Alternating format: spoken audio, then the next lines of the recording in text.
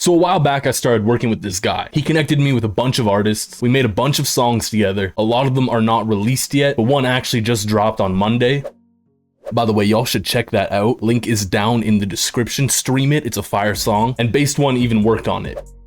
But the guy I started working with told me he wanted me to send over some more beats. So let's cook up. And mainly, like, I wanted to work with some loops today. I've been making too many melodies, bro. Ooh, yo, man, it's hooked me up. There's way too many things in here for me to go through all at the same time.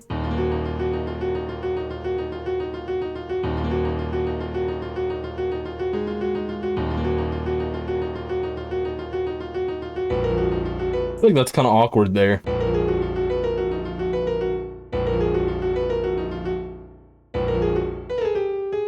I feel like we can get a little creative here. Yeah, yo, I like this idea. I think we just keep repeating this. Ooh. So mainly because this is a MIDI, it's something I want to build around. And the reason I changed up here, I felt like it got a little too abrasive going up and then going back down. And I felt like repeating this section added in some nice tension with it. And then having this here picks up a little bit of that energy. Let's change the instrument. I'm going to start out with a key, low key. I'm like low key already catching a vibe with this. We're definitely doing triplet hats. Also, shout out to Tors because he's the one that sent me the MIDI.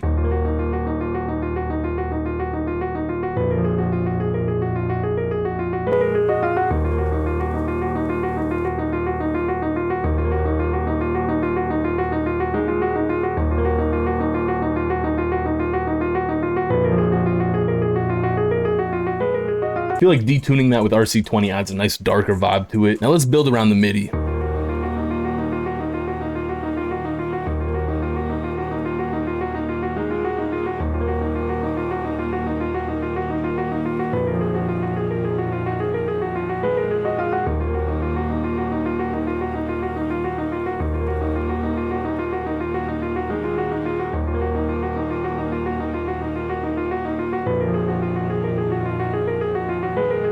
Mainly when I'm building around MIDI, I like to find some sections I want to accent, and because this is more for artists, we need to leave a little bit more room so I can't go all over the place with the melody. I'm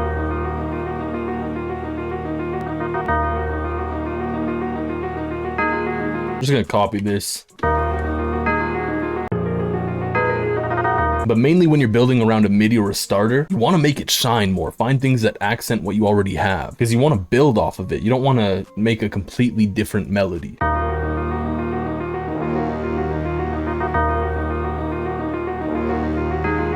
So mainly with the church bell and this weird natural section brass sound thing, I kind of want them to play off of each other. So you'll see the natural sections playing on the 2nd, 4th, 6th, 8th, you know, the usual. Whereas mainly the bell is not doing that.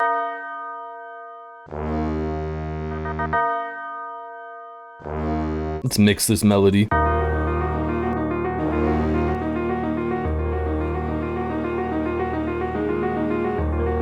I just want those strings to be kind of in the background accenting.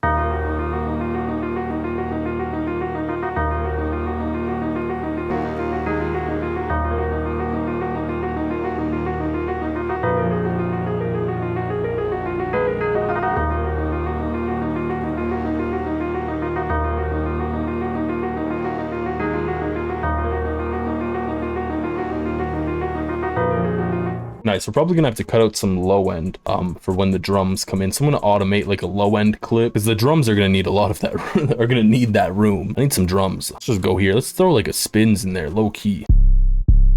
Gas.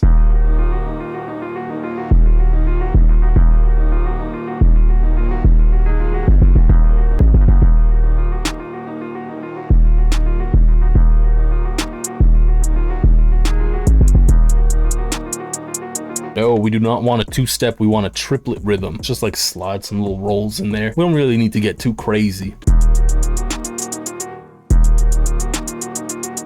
I'm not my mouth just was not cooperating. I'm not even really sure what I want to do. I don't know, it kind of sounds weird, but in a cool way. Let's just copy this over. I'm not really sure what I want to do with my snare, but I'm just gonna do something like this. Like slap the open hat in there. I think that'll pretty much be the beat.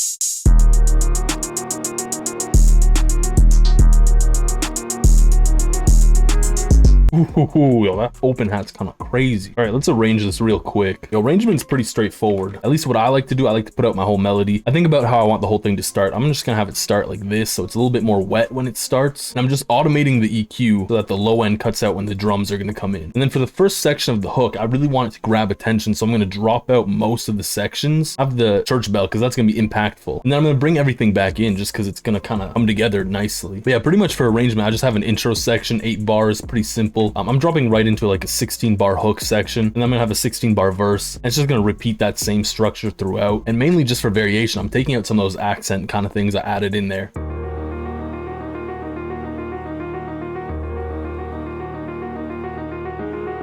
Riley, shut your dumb ass up.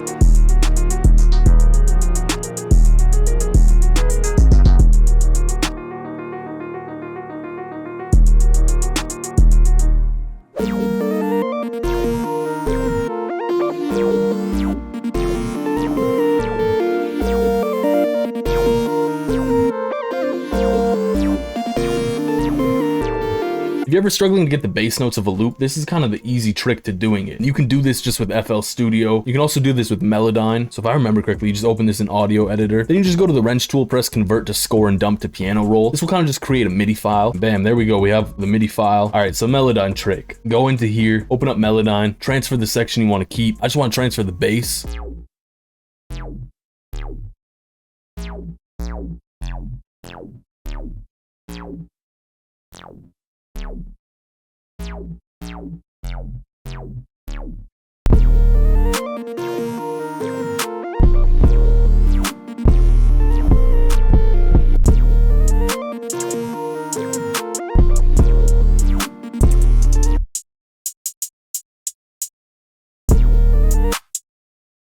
Hit an accent snare.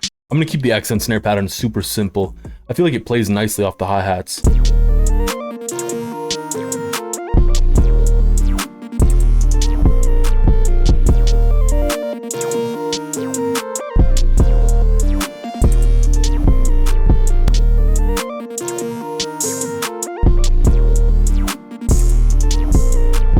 Fun fact, so MP3 files, they actually have like this little bit of empty space at the beginning. You can kind of see it. So something you can do if your loops aren't aligning too nicely, if they're MP3 loops, is you can kind of just trim that beginning fat and line them up a bit better. And then the rest of them should line up a bit better. I kind of had like a weird idea, and this is a great way to add more impact to your whole track. And that's pretty much just sidechaining either your kick or your 808 to your melody. So first things first, you want to put Fruity Limiter on your melody, easy. Then you come into here to your 808, just right click that little arrow, sidechain to this track. And you want to go into the compressor here, sidechain, select what you want to sidechain. So I'm having the 808 here. I haven't sidechained in a long time. I like to turn my knee up though. I'm gonna turn down my release. I don't want it to be that much.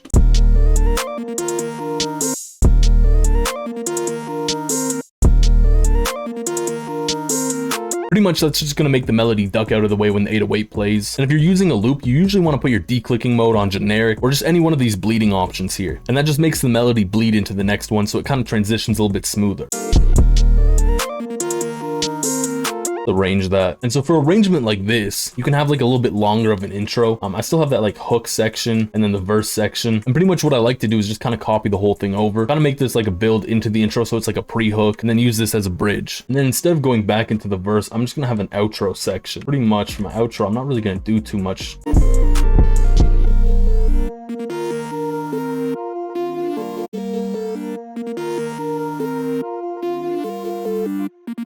Riley, shut your dumb ass up.